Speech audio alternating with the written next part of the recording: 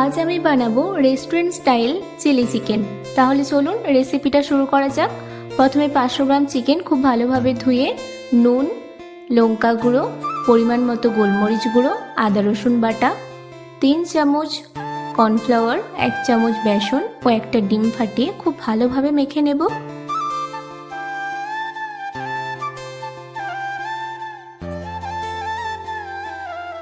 এরপর একটু জল ও গরম মশলা দিয়ে দেব। এরপর এটাকে খুব ভালোভাবে মেখে নেব।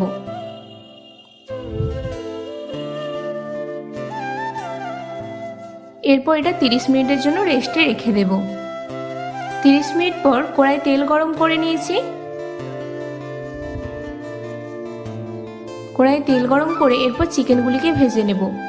খুব লো ফ্লেমে করবেন, না হলে বাইরের কোটিংটা পুড়ে যাবে আর ভেতরের মাংসটা সেদ্ধ হবে না। খুব ভালোভাবে ভাজা হয়ে গেছে, একটা পাত্রে তুলে নেব। এভাবে সব চিকেনগুলো ভেজে নেব। এরপর কড়াইয়ে তেল গরম করে ফোড়নে জিরে ও লঙ্কা দিয়ে দেব।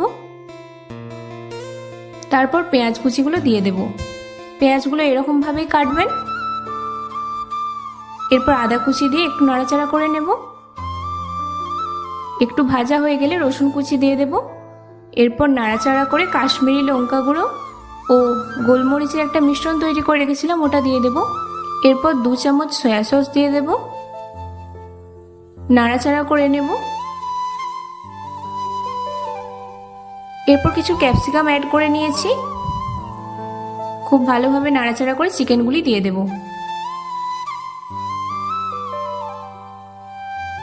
খুব সাবধানে এটা নাড়াচাড়া করে নেব।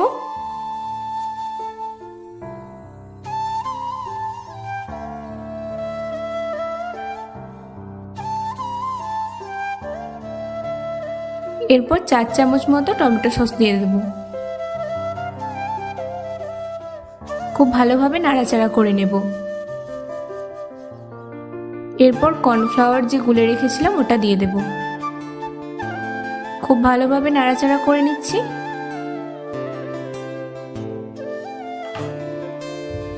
এরপর পরিমাণ মতো নুন দিয়ে দেব ও অল্প গোলমরিচ গুঁড়ো ছড়িয়ে দেব। ও টেস্টের ব্যালেন্স আনার জন্য চিনি ছড়িয়ে দেব। এরপর খুব ভালোভাবে নাড়াচাড়া করে নেব। তৈরি হয়ে গেল রেস্টুরেন্ট স্টাইল চিলি চিকেন।